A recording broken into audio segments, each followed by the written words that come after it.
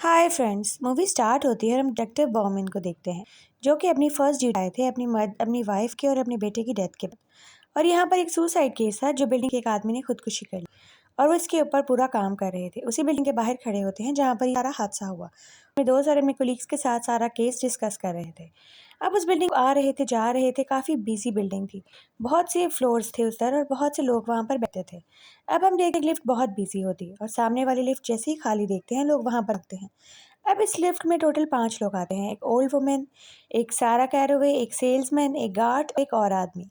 अब हम देखते हैं कि पाँचों लोग इस लिफ्ट के अंदर जैसे ही जाएँ, लिफ्ट का दरवाज़ा बंद कर देते हैं और अपने-अपने फ्लोर्स के बटन्स दबाकर वेट करने लगते हैं। लेकिन जैसे ही वो वेट कर रहे थे, वो नोट करते हैं काफ़ी देर से लिफ्ट एक ही जगह पर अटकी हुई है, यानी लिफ्ट स्टक हो गई है, चल नहीं रही। अब सब लोग पैनिक करना शुरू करते हैं और वहाँ पे सिक्योरिटी गार्ड इस चीज़ को नोट कर लेते हैं कि एक लिफ्ट जो है 6 नंबर वो अटकी हुई है एक जगह पर। अब वो फ़ोन करते हैं अपने बंदे को कि इसको जाकर चेक करो, इसका कोई मसला तो नहीं है। और आदमी कहता है ठीक है, मैं जाकर देख लेता हूँ। और यहाँ पर ये लोग कैमरे में देख रहे होते हैं कि पाँचों लोग काफ़ी नर्वस हो रहे थे और काफ़ी गुस्से भी हो रहे थे।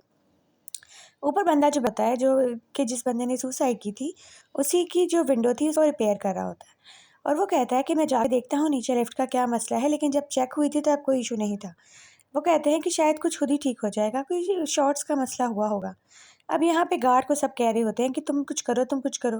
लेकिन वो कहता है मैंने तो कल ही जॉइन किया है, मैं किसके बारे में ज़्यादा नहीं जानता। और ये लिफ्ट यहाँ की इतनी बड़ी बिल्डिंग है, इसकी लिफ्ट तो रिपेयर होती ही होगी। पता नहीं क्या हो गया, जो भी मसला है वो लोग देख लेंगे। अब यहाँ पर उनके फ़ोन के सिग्नल्स भी नहीं आ रहे होते, ये इमरजेंसी बटन तो दबाते हैं, लेकिन यहाँ पे वन वे रोम लगा था, यानी ऊपर से वो बात कर सकते थे लेकिन ये लोग जवाब नहीं दे सकते थे। वो लोग इनको कह रहे होते हैं कि आप लोग पैनिक ना करें, लड़ाई ना करें, एक-दूसरे के साथ बहसबाजी ना करें, थोड़ी ही देर में लिफ्ट का काम हो जाएगा, लिफ्ट रिपेयर हो जाएगी। अब यहाँ सब लोग अपने फ़ोन के सिग्नल्स देखने लगते हैं लेकिन किसी के सिग्नल नहीं मिल रहे होते। सब लोग अपने-अपने फ़ोन चेक करते हैं और एक-एक मैसेज कर देते हैं कि जैसे ही कोई मैसेज देखे तो हमें आ रही है कि हेल्प कर दें। अब वहाँ सब लोग बहुत नॉर्मल थे लेकिन जो गार्ड था वो बहुत पैनिक कर रहा था। वो बहुत घबरा रहा था, कहते बचपन में मैं एक जगह पे बंद हो गया था, इसकी वज़ह से मुझे फ़ोबिया है और अब मेरा फ़ोबिया बहुत उभर रहा है, मैं क्या करूँ, मैं कंट्रोल नहीं कर पा रहा। अब हम देखते हैं कि वो जो रिपेयर वाला आदमी था वो जाता है और जाके चीज़ें देखने लगता है आस-पास कि क्या प्रॉब्लम हो रही है, लेकिन उसको कुछ समझ नहीं आ रहा था क्योंकि लिफ्ट टेक्निकली तो बिल्कुल ठीक थी। अब नीचे हम देखते हैं कि वो पुलिस वाला भी घूम रहा होता है और ये जब लिफ्ट का काम देख रहा होता है तो हर जगह से लिफ्ट उसको ठीक लग रही थी, यानी लिफ्ट के अंदर तो कोई मसला नहीं आ रहा था। फिर भी वो उसको जाके रीस्टार्ट करने की कोशिश करता है कि शायद अगर कुछ अटका है तो ठीक हो जाए। और ये लोग तब से लिफ्ट के अंदर ही वेट कर रहे होते हैं। अब एक दूसरे से बहसबाजी शुरू होती है। जो सेल्समैन होता है वो बहुत ही ओवर स्मार्ट था। वो सबको छेड़ रहा होता है और तंग कर रहा होता है और सब उसको कहते हैं कि तुम चुप करके बैठ जाओ, इस वक़्त सब बहुत परेशान है और कोई इस मूड में नहीं है कि तुम्हारे मज़ाक का जवाब दे। और वहाँ पर जो मैकेनिक लड़का था वो थोड़ी-सी ऊपर से रूफ़ खोल देता है ताकि सबको साँस लेने में आसानी रहे। अब वो लोग टाइम पास करने के लिए एक-दूसरे को अपने प्रोफ़ेशन के बारे में बताने लगते हैं। और यहाँ हम देखते हैं कि गार्ड भी जाके ऊपर काम देख रहा है ताकि जल्दी से लिफ्ट ठीक हो जाए। और यहाँ सिक्योरिटी गार्ड जो कैमरे में लोगों को देख रहे थे, इनको समझ नहीं आ रहा था कि आज तक ऐसा मसला हुआ तो नहीं है और यहाँ पर किसी की तबीयत ना ख़राब हो जाए क्योंकि एक ओल्ड वुमन भी उसके अंदर थी। अभी हम सेल्समैन को देखते हैं जो सारा कैरेवे से बदतमीज़ी कर रहा था और वो लोग उसको कहते हैं कि तुम आराम से बैठ जाओ। और यहाँ पे गार्ड से मुसलसल राब्ते में थे सिक्योरिटी वाले कि तुम जाकर जल्दी से उसको ठीक करो, रिपेयर करो, अंदर लोग बहुत पैनिक हो रहे हैं। हमारी रेपुटेशन का सवाल है, हमारे बारे में लोग बातें करेंगे। वो कहता है टेक्निकली तो सब ठीक है, मुझे कुछ समझ नहीं आ रहा कि मसला हुआ कहाँ है। आज तक ऐसा नहीं हुआ कि इस तरीके से अटक जाए और हमें मसला समझ ही ना आए। अब यहाँ गार्ड देख रहा होता है और उसको बहुत अजीब लग रहा था। उसको लग रहा था जैसे यहाँ पर कोई मसला होने वाला है, कोई बहुत ही अजीब चीज़ हो रही है हमारे साथ। यहाँ पर किसी की डेविल की या किसी नेगेटिव चीज़ की प्रेज़ेंस है जिसकी वज़ह से ये सब कुछ हो रहा है, क्योंकि वैसे ऐसा आज तक कभी नहीं हुआ। और उसको कुछ बहुत ही अजीब से ग्लिचेस भी नज़र आ रहे थे स्क्रीन में। अब यहाँ हम देखते हैं कि लड़की के ऊपर कट पड़ जाता है, उसकी कमर के ऊपर। अब यहाँ समझ नहीं आता कि वो किसने मारा और कैसे लगा, क्योंकि बार-बार लाइट्स ऑफ होती हैं और वहीं पर कोई हर्ट होता है। अब वो लड़की कहती है कि सब एक-दूसरे से दूर-दूर रहो। यहाँ गार्ड को समझ आ गया था कि अब ये पुलिस केस ही बन चुका है, ये नॉर्मल केस नहीं रहा, क्योंकि किसी ने किसी के ऊपर अटैक किया है। अब यहाँ पर वो जब आपस में लड़ रहे होते हैं तो वो कहता है कि मैं आज पुलिस को कॉल करूँगा। अब पुलिस ही आके इस केस को सॉल्व करेगी, हमारे हाथ से बात निकल चुकी है। अब जैसे ही गार्ड्स पुलिस को इन्फॉर्म कर देते हैं, अंदर सब लोग सीधे होके खड़े हो जाते हैं, क्योंकि उनको पता लग गया था कि अब इस केस में पुलिस इन्वॉल्व हो गई है, क्योंकि कोई हर्ट हुई है। अब वो एक दूसरे के ऊपर ब्लेम कर रहे होते हैं कि शायद तुमने मारा होगा या तुमने मारा होगा।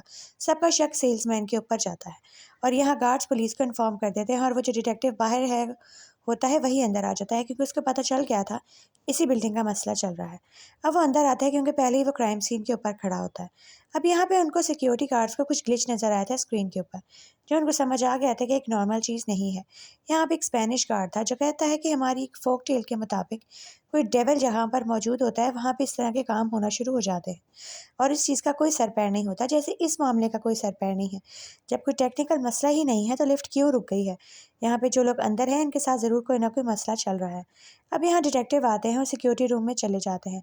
वो देख रहे होते हैं लाइव फुटेज के वहाँ पर क्या हो रहा है, और अब डिटेक्टिव आके सबसे बात करते हैं और उनको बताते हैं कि मैं आ चुका हूँ और अब ये केस पुलिस के अंडर आ जाता है।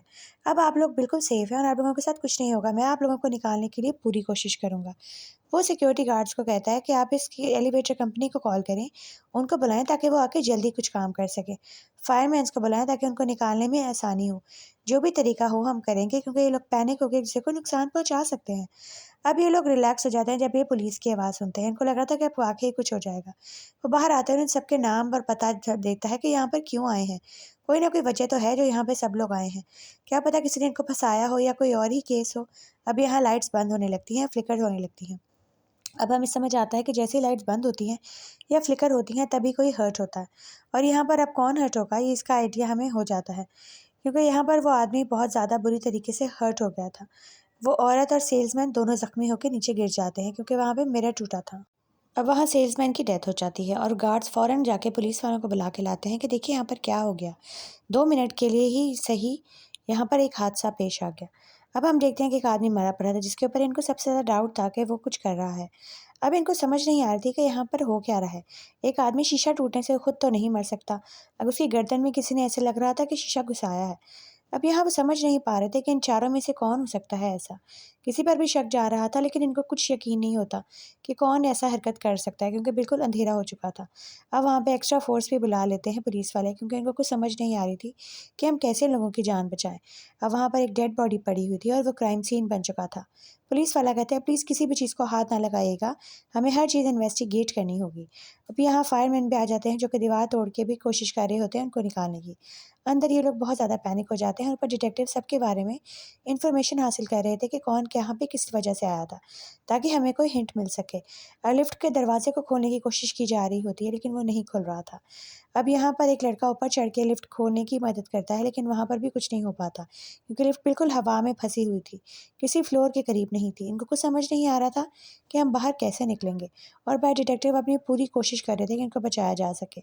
अब यहाँ वही स्पेनिश गार्ड इनको बताता है कि जब डेविल करीब हो तभी ऐसा कुछ होता है, और ये इमेज देखकर तो कंफर्म हो जाता है मुझे। पुलिस वाला उसकी बात पर एतबार नहीं करता लेकिन वो उसको फिर भी सारी स्टोरी बता देता है कि ये चीज़ जो है इन लोग सारे कोई ना कोई तरीके से क्राइम कर चुके हैं और ये क्रिमिनल्स है जिनको डेविल ट्रीट कर रहा है इस तरीके से। अब यहाँ हम देखते हैं जो बेचारा गार्ड इनको बचाने के लिए जाता है उसका भी क्लिंग टूट जाता है और वो नीचे गिर जाता है लिफ्ट के ऊपर, उसकी डेथ हो जाती है। अब हमें पता चलेगा कि वो भी डेथ हो गई। अब कौन बचाएगा इनको वहाँ पर जाकर, इनकी मदद के लिए कौन आएगा? वो गार्ड उसको कम्युनिकेट करने की कोशिश करते हैं लेकिन उसके रेडियो से कोई जवाब नहीं आता और उसका वॉकी टॉकी इनके पास ही जाकर गिर जाता है नीचे, क्योंकि वो आदमी की तो डेथ हो जाती है। और जैसे डिटेक्टिव ऊपर जाकर उसको देखते हैं वो डेड बॉडी कंफर्म कर देते हैं कि वो आदमी मर चुका है। अब इनको कौन यहाँ से बचाएगा, कौन निकालेगा? अब ये लोग भी बहुत पैनिक हो रहे थे, इनको समझ नहीं आ रहा था इनके साथ क्या हो रहा है, इतनी देर क्यों लग रही है इनको निकालने में, क्योंकि जो तरीका भी वो आज़मा रहे थे उनको निकालने का वो काम नहीं कर रहा था। भाई पुलिस फोर्स वाले भी बहुत परेशान होते हैं। अब यहाँ अचानक से फिर ग्लिचेस आने लगते हैं, फ्लिकर होने लगती है, लाइट बंद होने लगती है। अब इनको समझ नहीं आ रही थी कि कैसे बचाएं, क्योंकि अब इनको कैमरे में कुछ नज़र नहीं आ रहा होता। अब यहाँ पुलिस वाला बहुत डर रहा था कि जैसी लाइट बंद होगी तो दोबारा किसी को नुकसान ना हो। यहाँ पे अंदर बिल्डिंग में एक लड़की आती है जो कि यहाँ पे जो मैकेनिक होता है उसकी गर्लफ्रेंड थी। अब ये लोग जब देखते हैं कि एक आदमी गिरा पड़ा है, मरा पड़ा है, एक औरत भी गिर जाती है। अब जो ओल्ड वुमन थी उसकी भी डेथ हो गई थी, क्योंकि जैसे लाइट्स बंद होती हैं दूसरी डेथ उसकी होती है। अब 3 लोग सिर्फ लिफ्ट के अंदर बचे थे और ये लोग समझ नहीं पाए कि ऐसा हुआ ही कैसे। 2-3 सेकंड्स के अंदर किसी की डेथ कैसे हो सकती है और इन तीनों में से कौन मार सकता है, क्योंकि तीनों ही बहुत डरे हुए और नर्वस लग रहे थे। क्रिमिनल्स हो सकते हैं लेकिन कातिल नहीं हो सकते। अब यहाँ गार्ड, सारा कैरवे और वो मैकेनिक 3 लोग ही बचे थे। वो दरवाज़ा खोलने की बहुत कोशिश करते हैं क्योंकि 2 डेड बॉडीज़ उनके पास पड़ी थी जिसकी वज़ह से वो बहुत पैनिक कर रहे थे। अब यहाँ इनको पुलिस वाला कहता है कि आप अपने तीनों हाथ जो हैं वो दीवार के ऊपर रख लें ताकि तुम तीनों के ऊपर मुझे कोई शक ना हो। और अब ये क्राइम सीन बन चुका है, ये पूरी बिल्डिंग ही क्राइम सीन बन चुकी है, पूरी बिल्डिंग को सील कर देते हैं। किसी को यहाँ से जाने नहीं देते ताकि इनको कोई ना कोई इन्फॉर्मेशन यहाँ पे लोगों के बारे में मिल सके। जो 3 लोग लिफ्ट के अंदर बंद है, शायद उनको किसी ने खुद ट्रैप किया हो और वो इसके बारे में सारी इन्वेस्टिगेशन भी कर रहे होते हैं। लेकिन इनको ये तो पता लग जाता है कि तीनों क्रिमिनल्स ही हैं, तीनों के साथ कोई ना कोई इश्यूज़ थे, लेकिन इनको ये कन्फर्म नहीं होता कि क्या। अब यहाँ एक गार्ड है जो स्विच को सही करने जाता है, तो वहाँ पर उसको करंट लग जाता है और उसकी भी डेथ हो जाती है। यानी जो लोग इनके लाइफ में इंटरफेयर कर रहे थे, इन तीनों के मामले में इंटरफेयर कर रहे थे, वो तीनों एक-एक करके मारे जा रहे थे। अब ये तीनों बहुत डरे सहमे अंदर खड़े होते हैं क्योंकि फिर लाइट फ्लिकर होने लग गई थी। अब इनको पता था कि दोबारा अगर लाइट फ्लिकर हुई तो फिर किसी की जान को खतरा हो सकता है। ये एक डिटेक्टिव के पास आती है और वो उसको बताती है कि उसका फियांसे अंदर है। अब यहाँ पे लाइट्स फिर बंद हो जाती हैं। अब हम फिर खौफज़दा हो जाते हैं कि यहाँ पर फिर किसी की डेथ होगी। अब जैसे ही लाइट्स दोबारा ऑन होती हैं, हम देखते हैं कि इस दफ़ा वहाँ पर कौन मरा और इस दफ़ा वहाँ पर वो गार्ड मरा और उसको मरा हुआ देखकर ये दोनों और घबरा जाते हैं।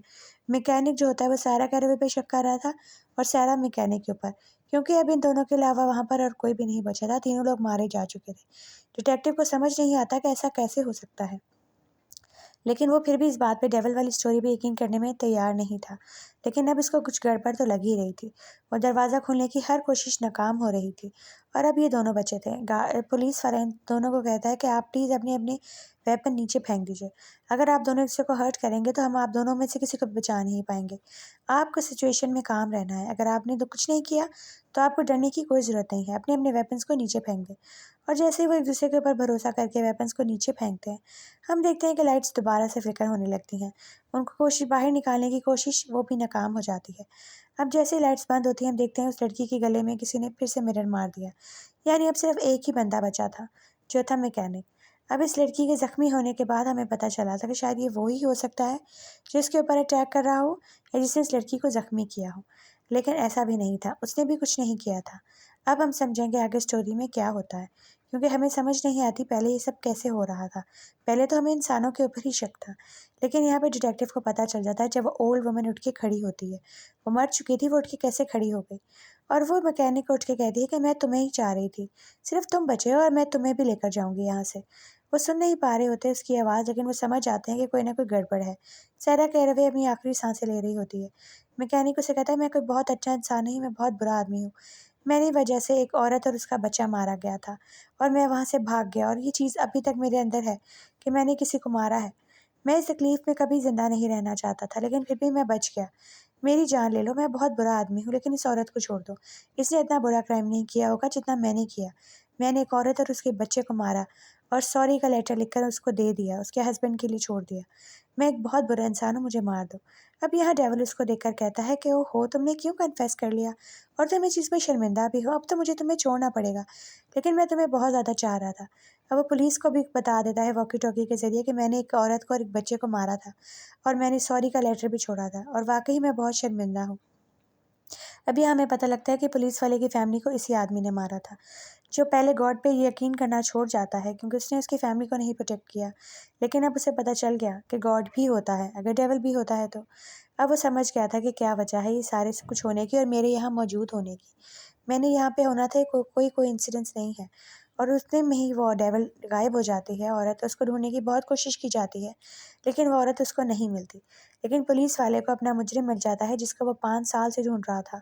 उसके बेटे का और उसकी बीवी का कातिल उसके सामने खड़ा था। वो उसको जब गाड़ी में लेकर जा रहा होता है तो उसको बताता है कि वो मैं ही आदमी हूँ, जिसकी फैमिली को तुमने मारा। मैं चाहता था कि तुम मिले और मैं तुम्हें मार दूँ, लेकिन अब मैं तुम्हें माफ़ कर दूँगा क्योंकि जैसे तुमने कहा और तुमने देखा, हमने विटनेस किया कि डेविल है तो गॉड भी है। गॉड पर मेरा यकीन दोबारा से हो गया। उसने मुझे दिखा दिया कि मैं हूँ और मैं तुम्हें माफ़ करता हूँ और यहीं कहानी ख़त्म हो जाती है।